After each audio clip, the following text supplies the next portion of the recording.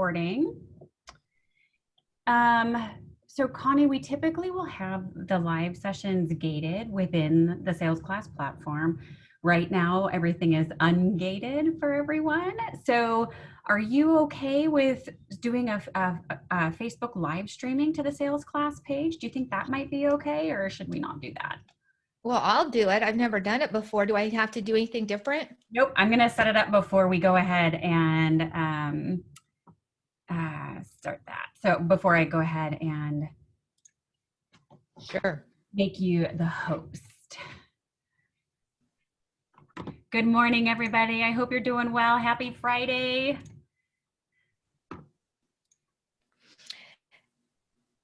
So Dionne, do I do the poll or are you going to do the poll? I'm gonna go ahead and do that. And so I'm using a poll anywhere. So I will send that link to you and I'll put it in the chat for everyone. Okay, so yes, so it's the first thing out of the box. Yes. Oh, okay, got it.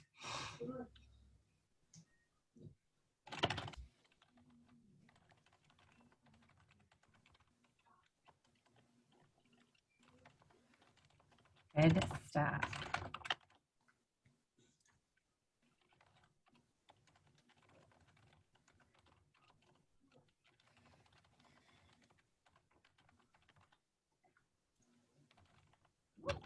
Very dedicated. This isn't somebody who Oh, gives wow. up. Is this for real? Someone who will give up on you. Good morning, everybody. This is Dionne Mischler, SalesClass.ai with Connie Kadansky. How's everybody doing today?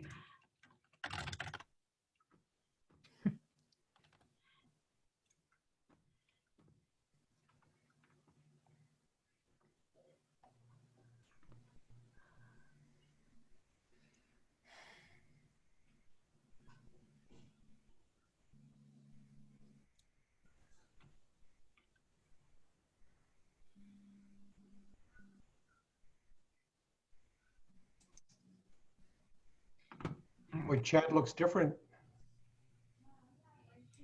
Good morning, everybody. Connie, I'm going to go ahead and share my screen and then I'll go ahead and promote you to the host if we want to do the poll first for everyone. How does that sound? That's good. All Well, right. and so, yeah, I need to introduce the poll though. Got it. Yeah. Okay. All right, everybody, good morning. It's about 8:56. We'll start right at the top of the hour. Just a heads up for everybody, we are recording. And so the recording of this SalesClass Live will be in the SalesClass platform. So you can always access it there. And we are streaming right now live to the SalesClass Facebook page. So you can always access it there as well. So thank you everybody for joining. It's a beautiful Friday morning.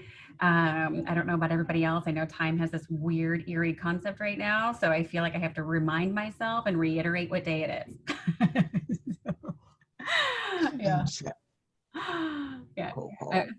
So Connie, did you send your landscapers off to a different place? Yes. And my little dog's hiding under my desk to keep him from barking. Yeah, I know. We separated ours. So my older one is under my desk and the puppy's downstairs with my daughter. Good morning, everybody. Hello. We're so happy you're here with us today. You're in for a treat. Connie's amazing. And this topic is one, oh man, we need desperately. So Connie and I were chatting yesterday and we're in for a treat and gonna have some really, really good conversation. So that's always a good thing. We'll give everybody about just another minute. Connie and I'll go ahead and share the poll and then we'll kick it off. And then, like I said, we'll switch and get you going into make you the host so you can share your screen and all that jazz. Okay. Awesome.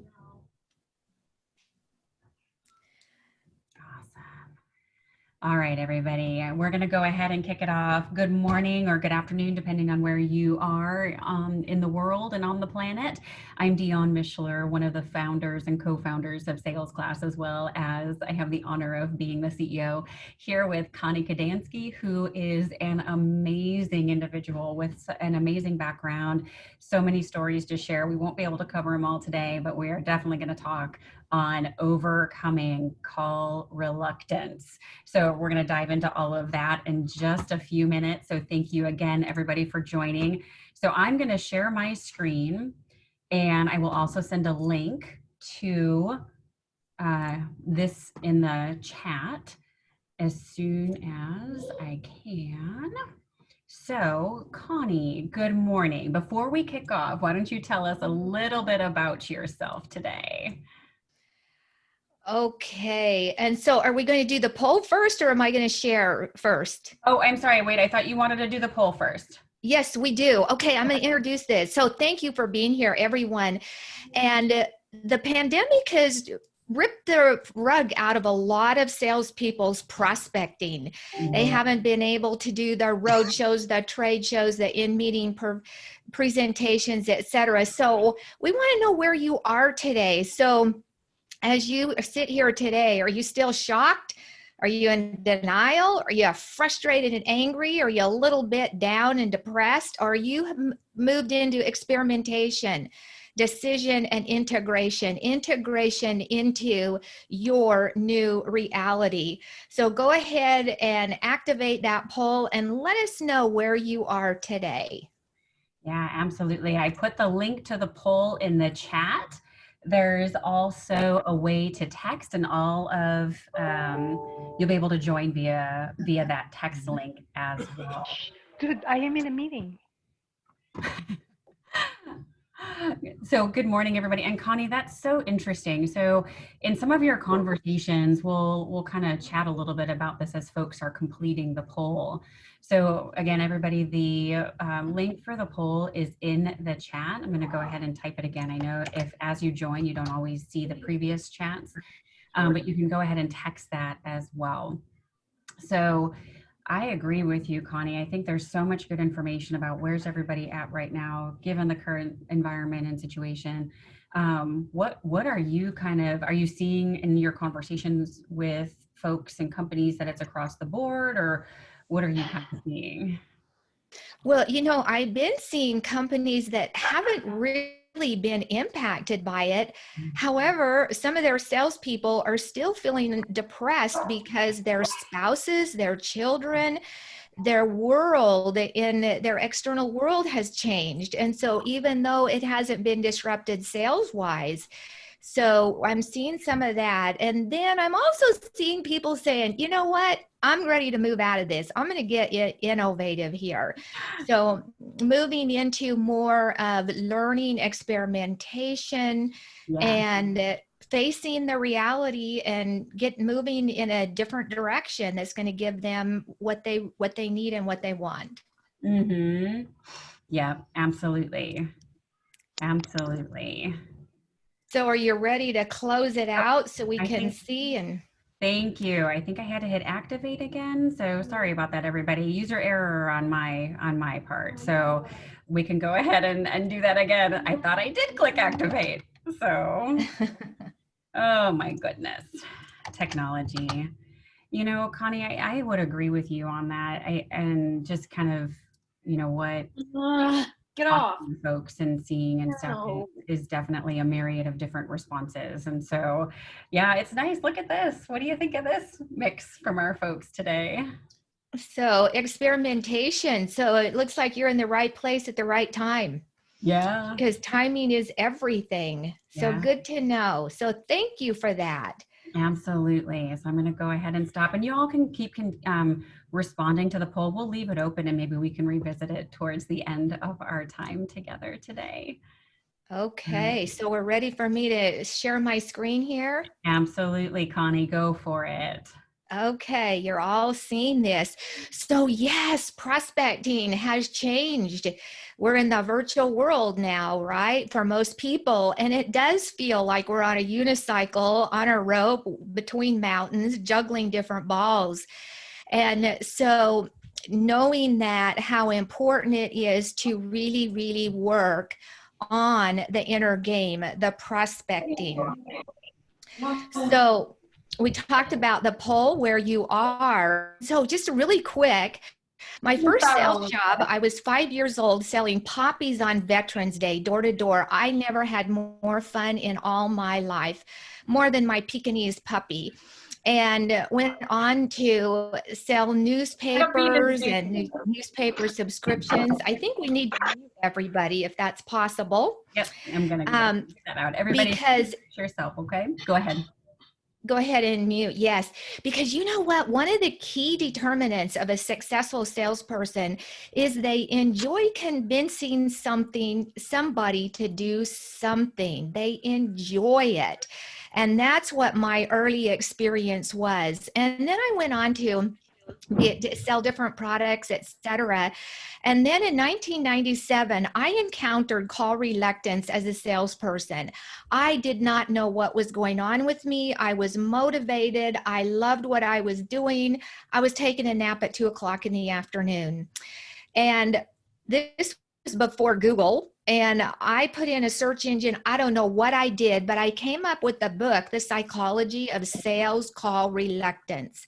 I bought the book. I'm sitting in my living room. I throw it across the living room floor and I said, I have call reluctance, which is the emotional hesitation to proactively prospect. So I flew to Dallas and I went through a program on fear-free prospecting and self-promotion. And then out of that, I coached for 10 weeks with one of the behavioral scientists. And when I finished, she goes, Connie, you get this. Why don't you become one of our licensees? So 22 years now, I've traveled around the United States, Canada, the Caribbean, into Rwanda, Trinidad, West Indies as a trainer and a coach, and using assessments to help people become confident at that initiating contact with their potential buyers. So that's what my world has been. So oftentimes when I would speak in conferences, people would be sitting on the floor because it's real. That call reluctance is real. And the good news is you can overcome it. I can promise you that. So this is a couple groups that I worked with in over the years. One of my most interesting was the women in parliament in Rwanda, because guess what? They had to go out and they had to campaign and they had to ask for the vote. So a recent success story with a coaching client. So the research shows 40% of seasoned veterans experience one or more episodes of call reluctance that threatens their career. So during this pandemic, I had a 15-year seasoned salesperson in direct advertising. She had a slump for 3 days. I can leave this and go to it. Hi, everybody. Good morning. Go ahead and mute. Go ahead, Connie. So Dionne, you can't mute everybody.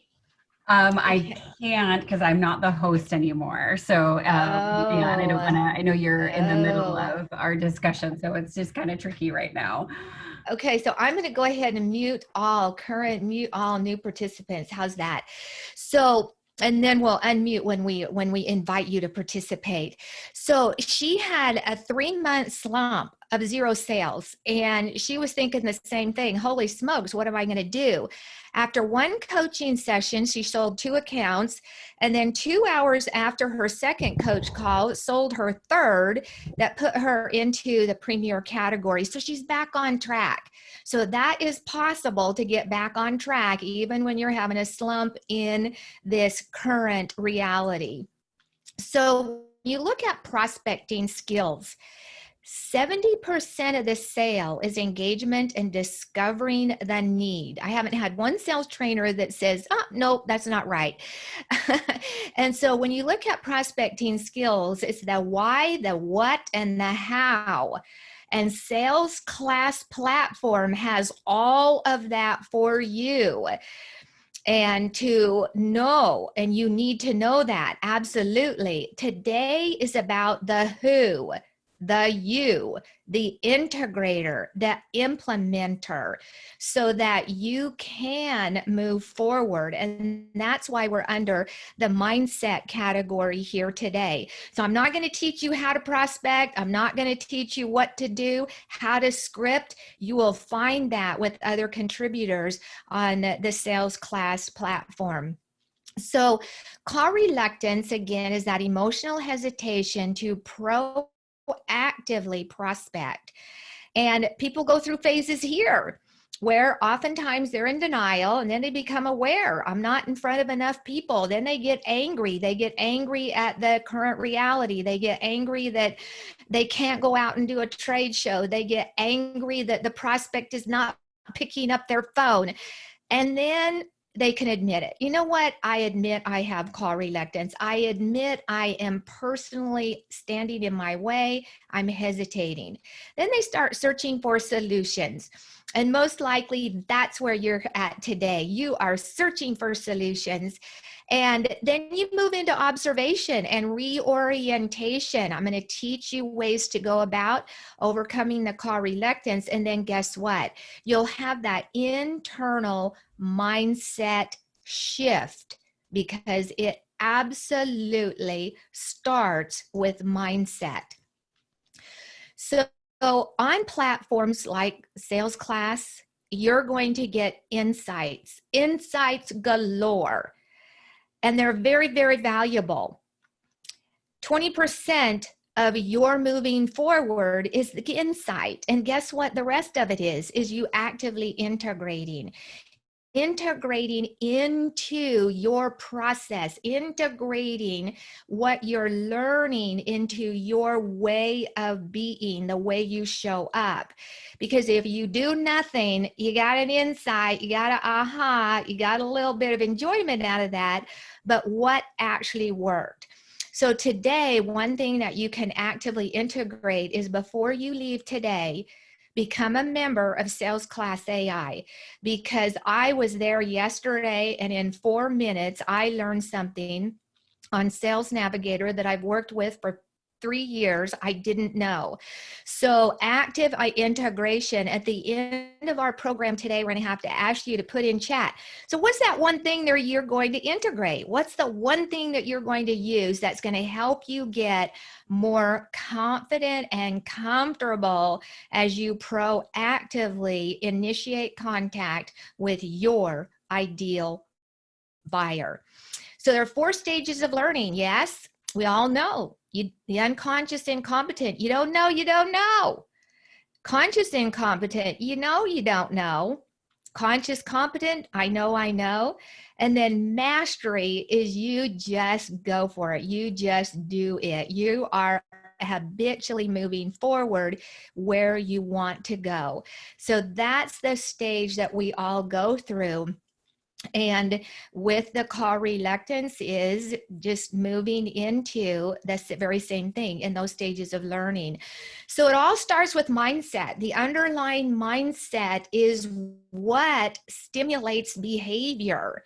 And so if you think, nobody's picking up their phone anymore, nobody wants to talk on the phone, and then that affects your behavior, that affects your activity.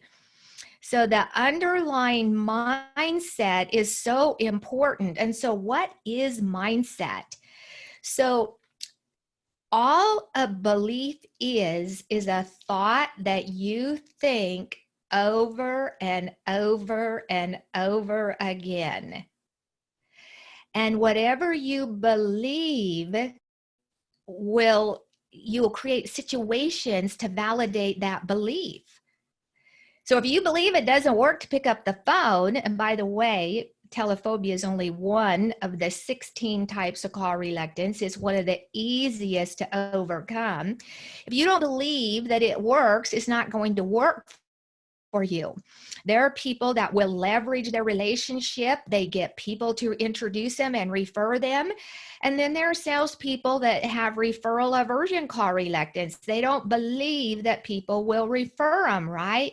So your beliefs are all tied to what you're thinking over and over again.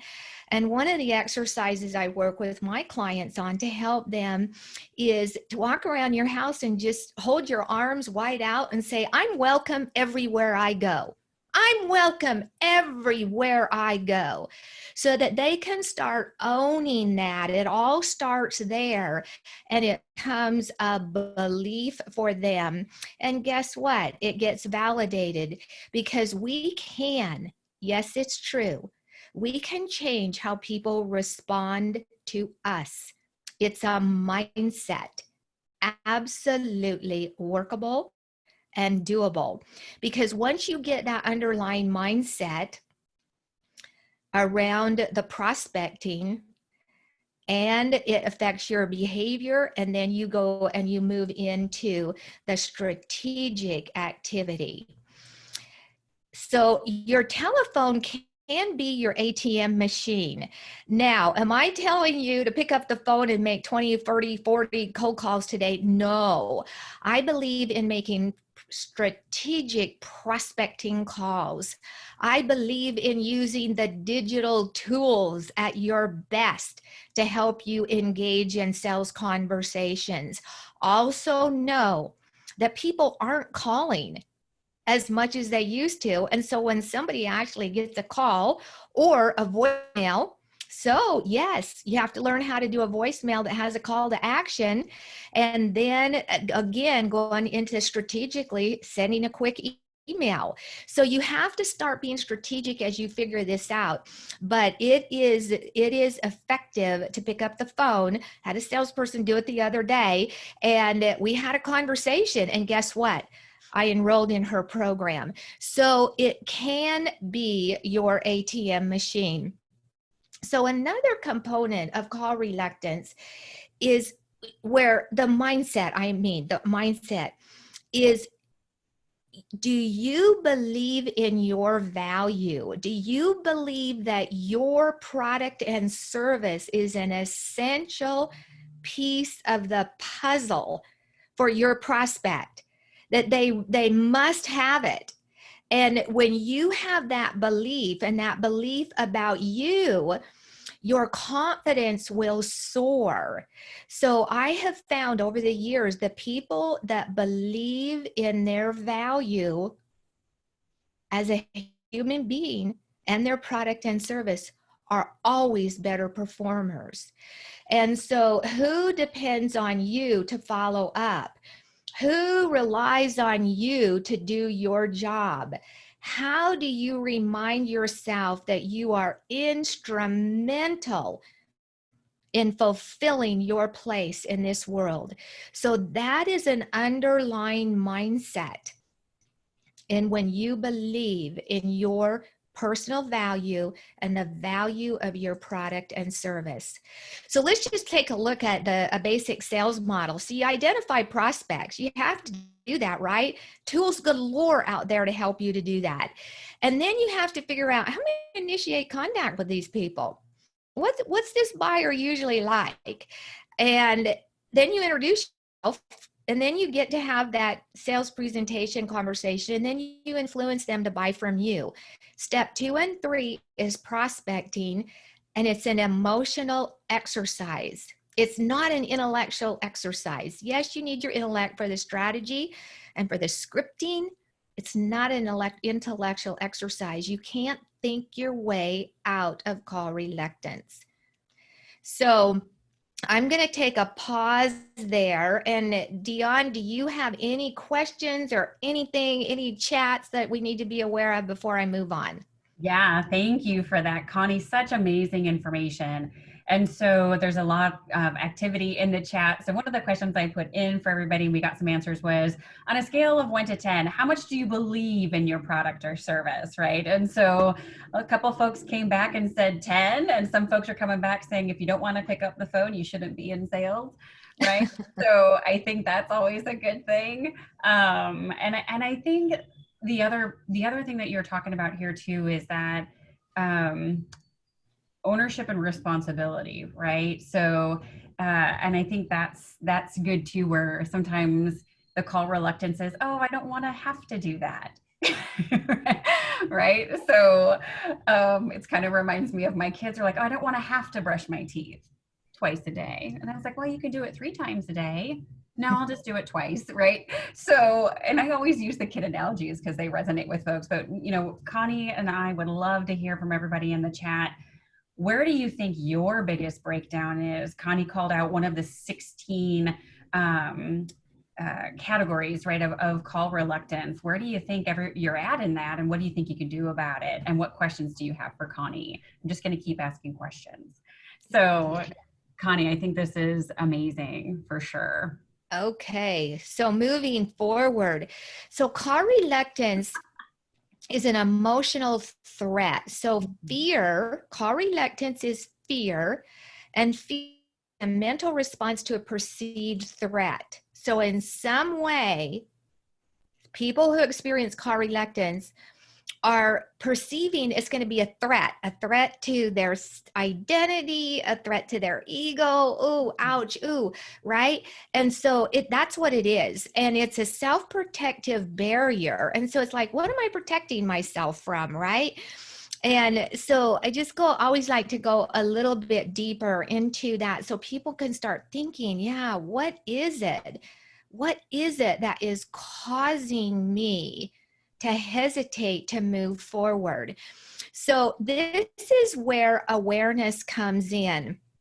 And so again, the call reluctance is, there are many ways to have call reluctance. It even shows up when you're in front of a prospect, where the number one type of call reluctance is the yielder call reluctance, where they're too nice to close the deal. So they're good at building relationships, but then when it comes time for them to move that conversation forward, they got to back off. They lean back instead of leaning into the opportunity. So right now, staying focused on the prospecting part, initiating contact and introducing yourself. Everybody that's here today, I'm sure you have a pencil and a paper. So think about who is at the top of your prospecting list that you have been cherry picking through. Now, most salespeople know what that means. Like, somebody's there, some company's there, and they keep looking at it and they keep going, oh, I'll move on to the next one. Oh, I'll move on to the next one. So I want you to go ahead and write down who that is. What is it? A company? Is it an individual? Is it a facility manager for a manufacturing company? Who is it? Write that down where you have been hesitating. And then we're going to open it up for some comments and some interaction and some potential coaching. But I want you to get that down on paper first.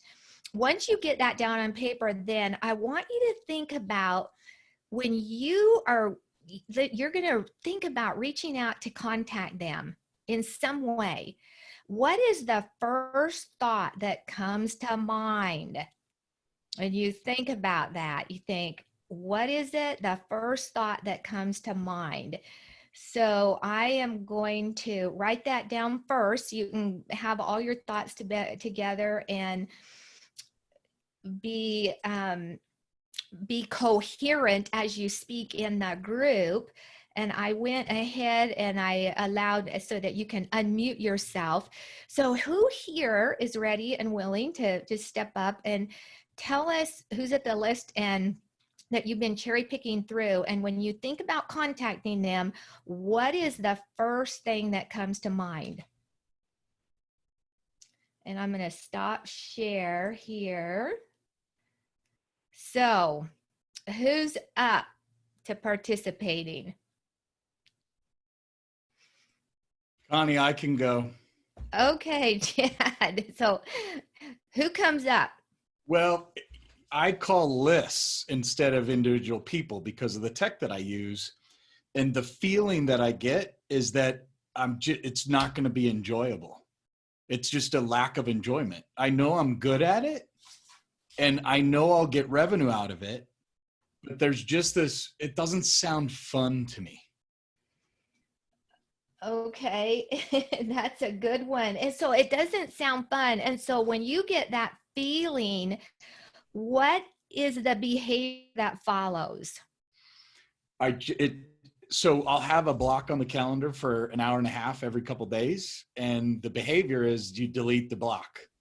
And it's like, well, the pipeline's looking just fine. I've got my sellers.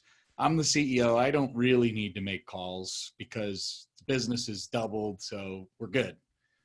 Okay, so you move into the justification. So Chad, the enjoyment part, so what do you think is a little bit deeper than that it's just not enjoyable because? The word rejection comes to mind, but at the same time, I don't know if that's that's the initial thought that comes to mind, but then once I get going with it, it vanishes, right? I really don't have that fear. So. Okay, so that's a good point there. So oftentimes people say car reluctance is fear of rejection. And so none of us like to feel that. And so thank you for bringing that up. So that might be that little lingering up, but what I'm hearing you say is you're motivated, you're goal oriented, it brings revenue. So you'll justify it, but however, if you do move forward, you get into rhythm. And so that is good to know. So that happens, but that rejection part it's like, what do we make it mean when somebody tells us no? So here's a major clue in overcoming call reluctance. So we're meaning making machines. And when somebody tells us no, and if we're not at the top of our confidence game, it can give us a little bit. But for you to ask yourself, so what am I making it mean when they tell me no? What am I making it mean? And if we're not feeling our best, we start taking it personally and it throws us down the self-doubt spiral. There's nobody more miserable than a doubtful salesperson. And so to look at the other side of that is instead of rejection. So Chad, if you could think intellectually, that it's not really rejection. What do you think it is? If somebody tells you no. It could be that they're just busy, because I tell a lot of people no all the time, and I'm just busy. It could mean there's just not a need for that. And you talk about the first 10-second intro and they say, no, that's just not of interest. Well, that may just be a factual piece of information, right? It's not a fit for my business because of the role that I'm in, or the company that I work for, or my buying authority. So yeah, the story is I've just been rejected that you tell yourself, but the actuality is something completely different than that. So, okay. So you make a very good point, is stay factual. FACTUAL, stay into the facts. They were not interested. And so what happens is we start making up stories why they weren't interested. Maybe I didn't approach them right. Maybe this. Well, you say time out. Timing is everything. And that's a fact, isn't it? Timing is everything. And that's it. And don't go any further. Oh, timing is everything. Oh, I caught him at a bad time. And then you move on. And you really have that discipline within yourself to not go into a long story on that. So, Chad, how does that feel for you? Yeah, part of what I do when I get in flow and in rhythm is that when I talk to someone the first time, my goal is to figure out, are they a person that could use what I'm selling, right? And so when I talk to them, they're on my list for a reason why I call them. I try to bucketize. You're either an A or a B. And it doesn't mean you're ready to buy now. It's now or later, right? You're Matt Millen and you could have a potential need, right? I get Matt on the phone, but he's like, look, I'm busy. I can't talk right now. When I put that person in a follow-up bucket, and I've got about 300 people that are sitting there right now, whenever I call that list of people that I've already talked to the first time, it's like cutting butter. I'll book 7 to 8 out of 10 conversations. So I'll be on a talk with the prospect and I'll go, hey, let me show you this follow-up list. That's actually the most enjoyable experience ever, because you've already gone through the rejection the first time, and then you tell them you're going to send something, and then you call them back the second time. And I find when I can do the 1-2 punch and do the follow-ups, the hardest part is getting to build that list of 250 to 300 people. That's the part that took me 3, 4, 5 years to build at 2 or 3 different companies. And now that it's there, I'll just dial that list, and it's fun and it's easy. Yes.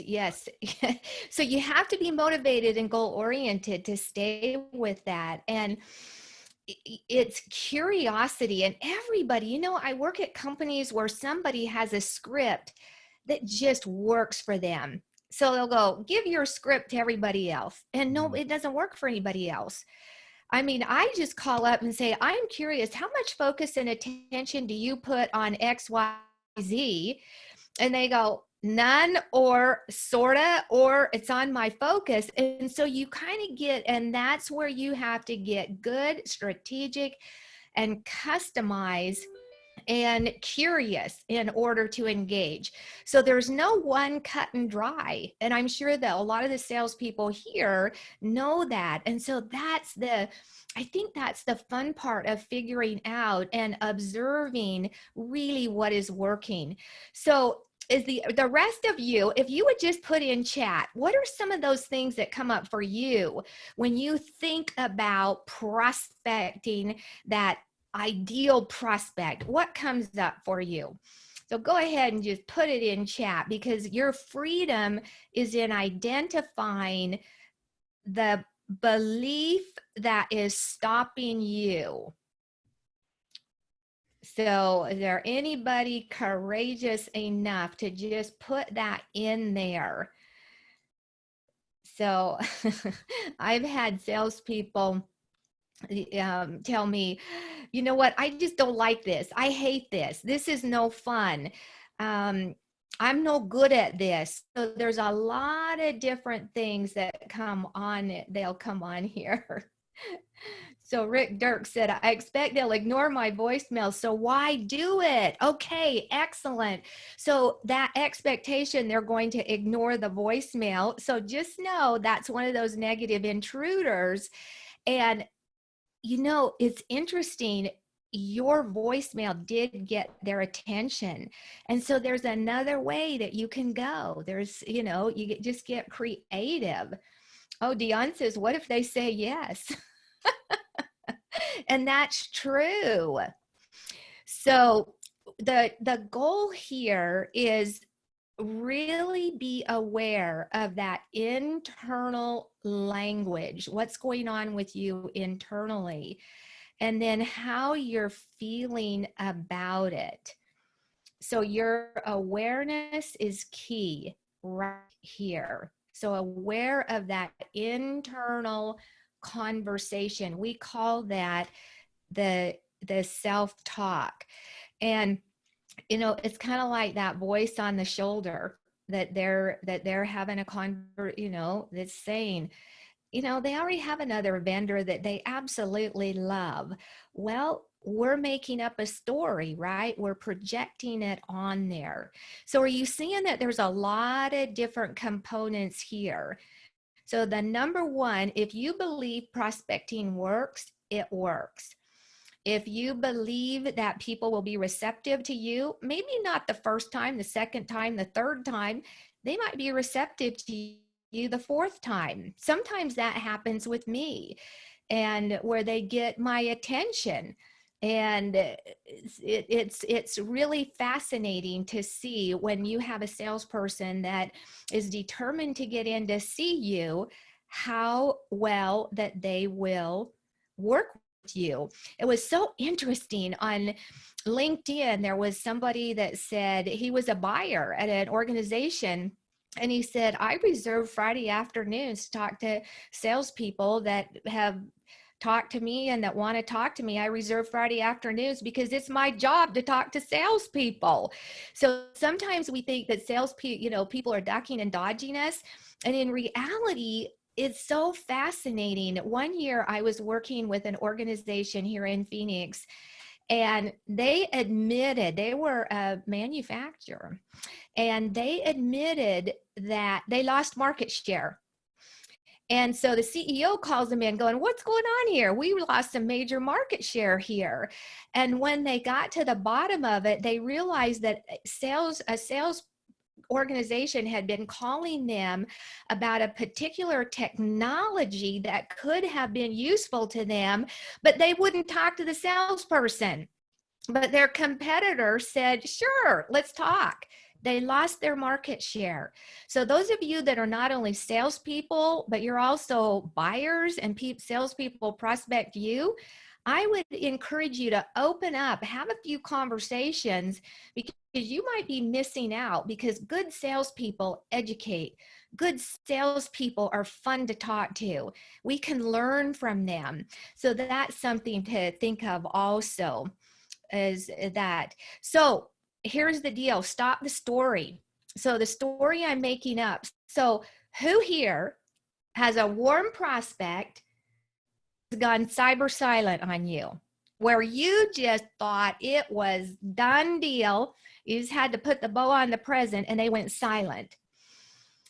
So what is the story we make up around that? What is the story we make up around that silence?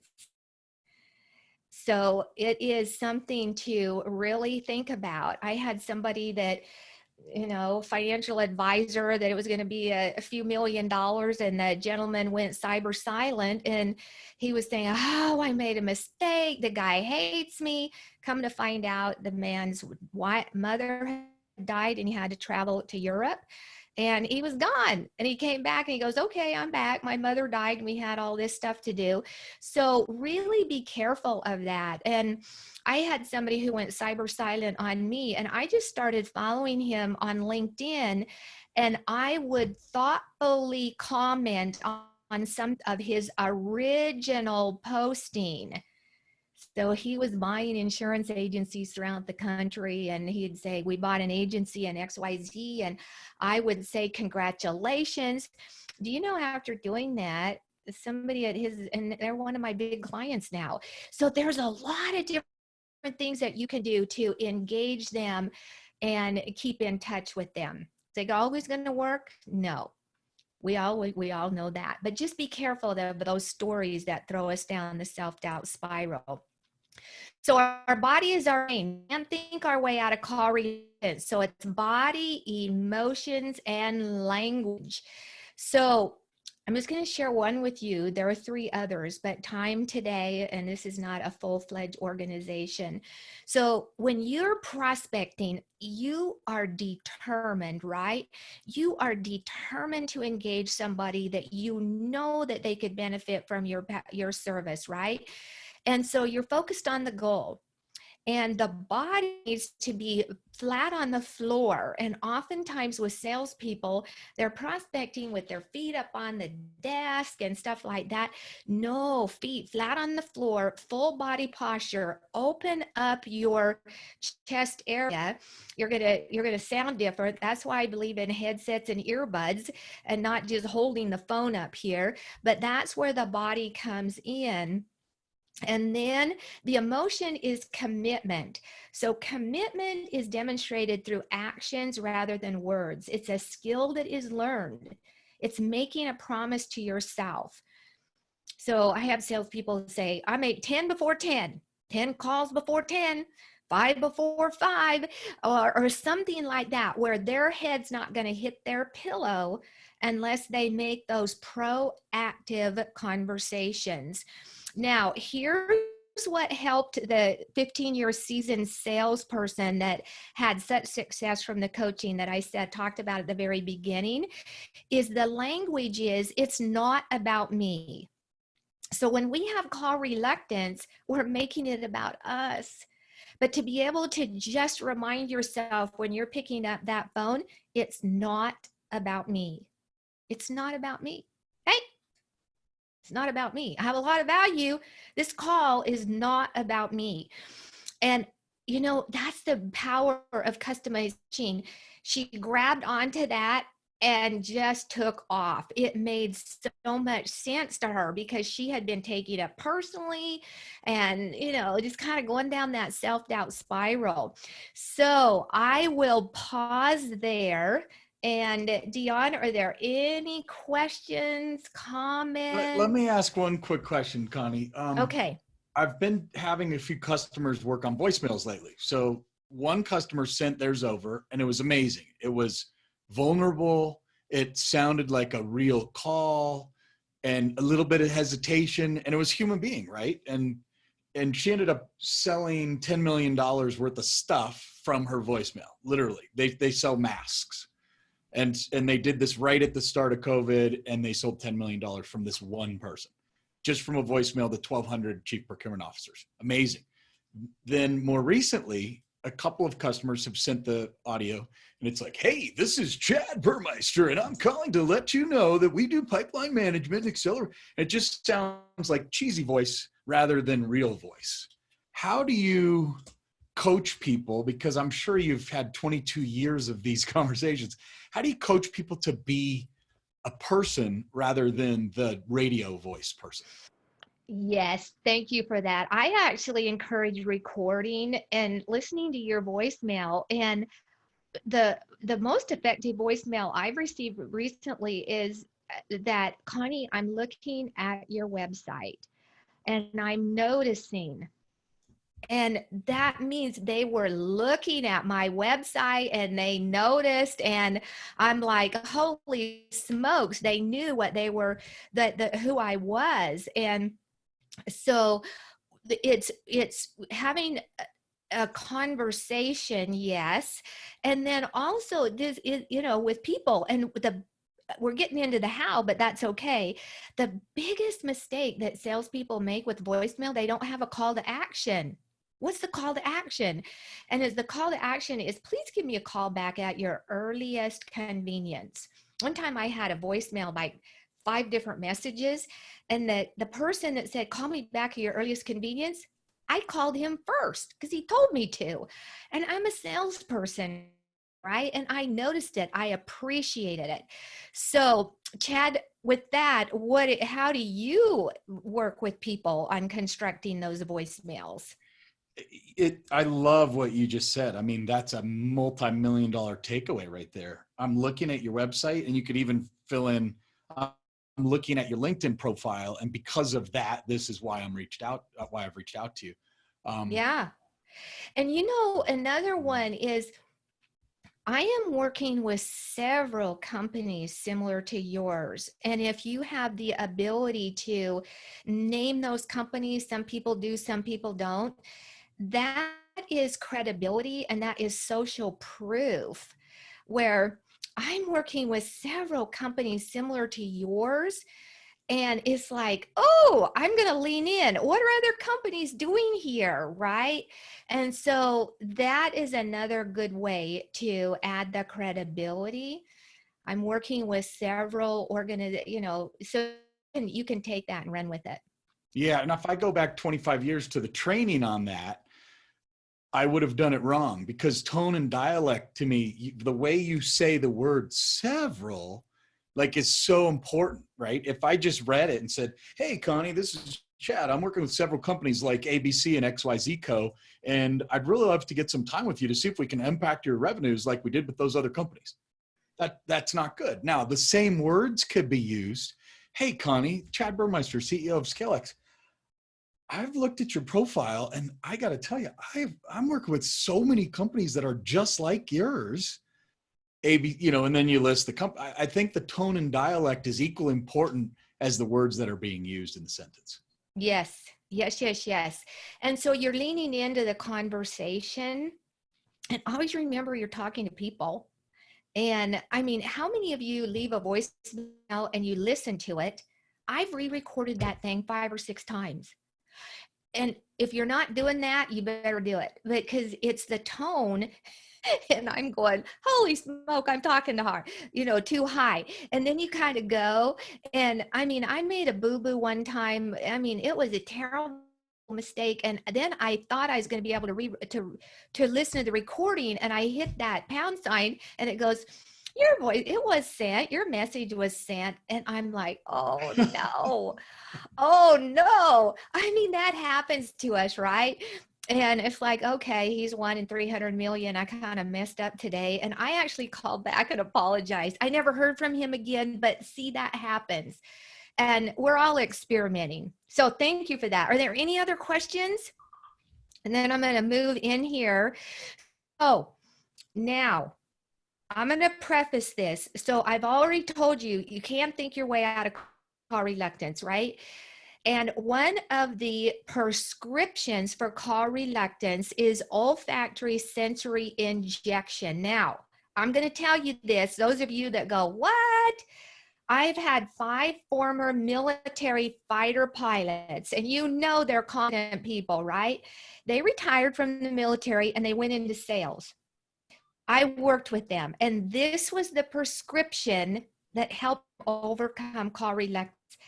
And so it's using an essential oil for either relaxation or confidence. And I actually overcame telephobia in one morning in my office with essential oil. It doesn't matter what it is. You just need to get one that you have no affiliation with it. You don't want to get an essential oil that smells like your girlfriend from 10 years ago, the kind of what she smelled like, or that's kind of bad. I shouldn't have said that, but pick one that you have no affiliation with and don't even look at the label. You just like it. And because when we smell something, it instantaneously takes our brain to another place. Instantaneously.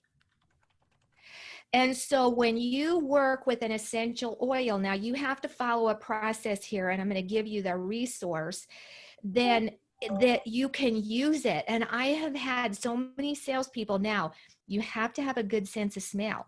If you don't have a good sense of smell, this is not going to work for you.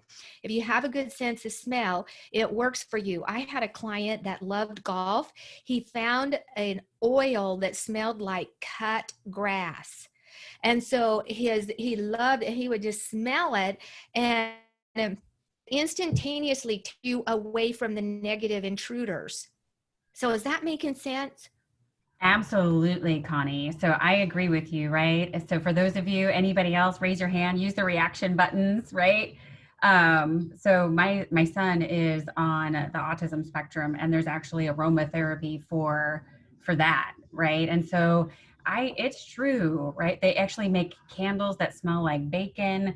They have all sorts of fun stuff out there. So I agree with you. Find a scent that kind of makes you happy, because when we call, our shoulders sometimes do this, right? And we get all tense, and it's not a good message. We're definitely in our way. So Steve, I know you put something in the chat. What are your thoughts?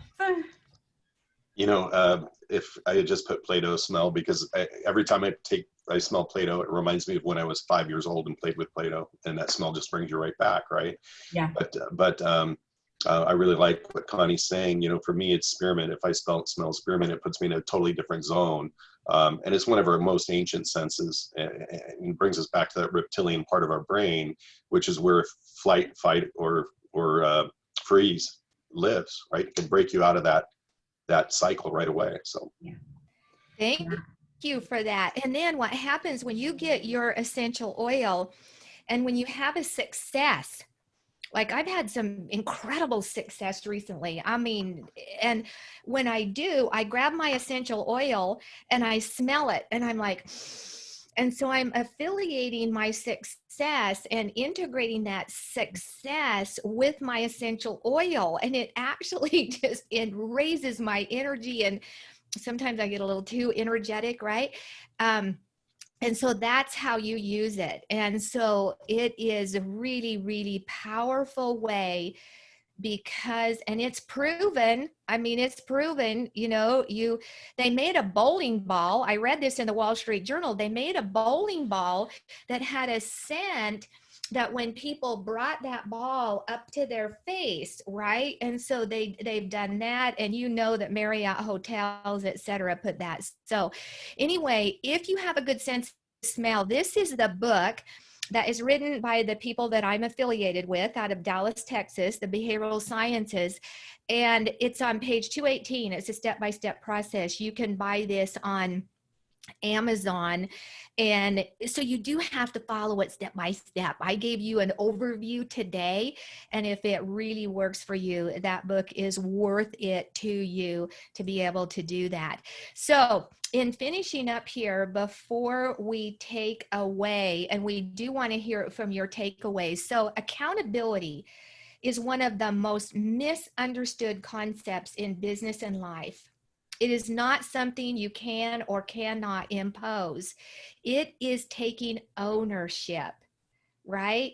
And so can you still see my screen? I think we lost my screen. Yeah, we're seeing Janice's screen. Oh. I don't, what that's But kind of, we'll stop sharing screen. Do you want to continue? there you go. But that's not my screen. Can you, isn't that fun? I know. So what happened here? Okay, so accountability. I don't know how to figure out how to get it back here. So Janice, can you help get? Okay, here we go. So are we there? Yes. Okay, so accountability is taking ownership, absolute ownership. It's a character trait, a willingness to own your actions, and your freedom of choice is the foundation of accountability.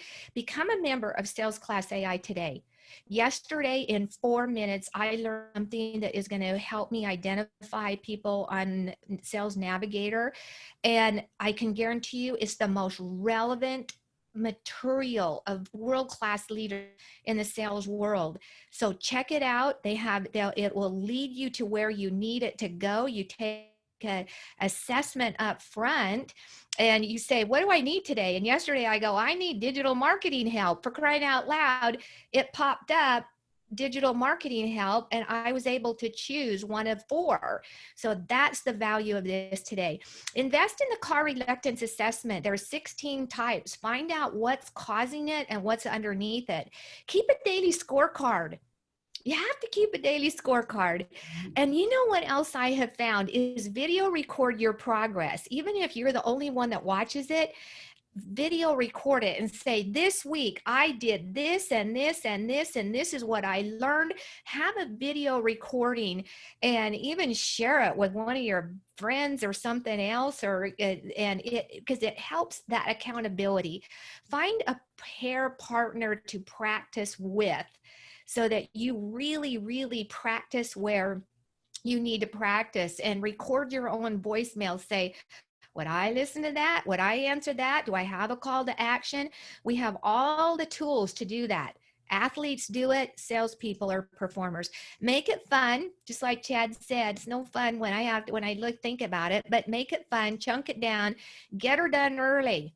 The earlier, and there's some people that prospect later in the middle of the afternoon, but if you're an early bird, get it done early. Engage in short-term coach shows strength. So, I believe that, it's kind of like education. You can look at education as an expense. It's not an expense. Try ignorance. Ignorance is really what's expensive. So anyway, getting your ask in gear, that's my trademark. So I am happy to take any questions, comments, concerns.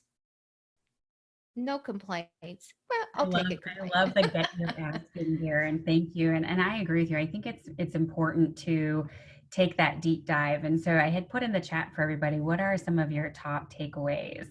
And what we're hearing from folks is, don't let fear of rejection stop you. What if the next conversation is a go?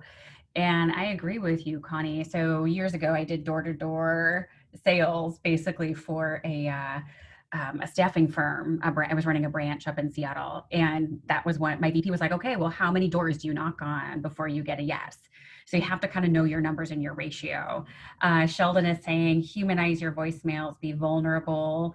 John came back and said, thanks, Connie, great information. And then Steve was saying, identify the belief that is stopping you. Right. And so I think what we're hearing in the takeaways, right, is that level of self-awareness at the end of the day, which can be hard. So definitely get a buddy. And thank you, Connie, for the shout out to SalesClass. I put the link to join SalesClass in the chat, everybody.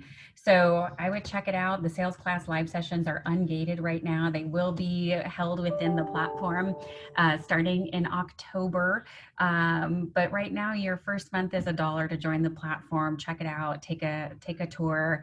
Invest, right? We've got courses that are a little bit longer. We also have, like Connie was saying, videos that are shorter, some podcasts, things of that nature. So it really is kind of the gold standard of sales education and sales development platform.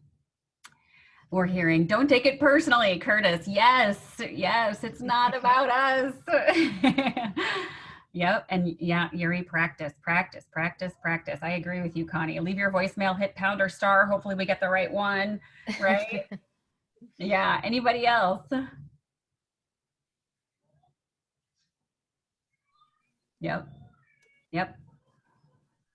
Yeah. Role play, play it out. Right. I mean, and I think that kind of goes to, what type of learner are you? Are you somebody who needs to think and read? Are you somebody that has to talk it out? Right. So understanding how you learn, how you process information.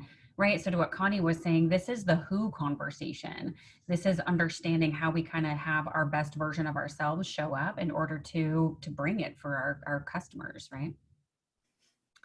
I am worthy of success. Feel it. I love it. Oh, Chris Helper, prospect is calling me back. I love it. Yes. Okay. Well, thank you, everybody. And I look forward to hearing from you. And, opportunities are never lost.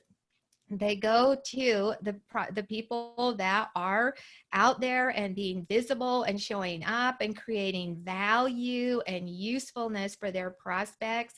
And the more that we do that, the more they see us as a partner. We're partnering with our prospects. So we're not across the table from them, but when we can know that we're partnering with them, that's another mindset that serves us well. So anyway. Absolutely, Connie.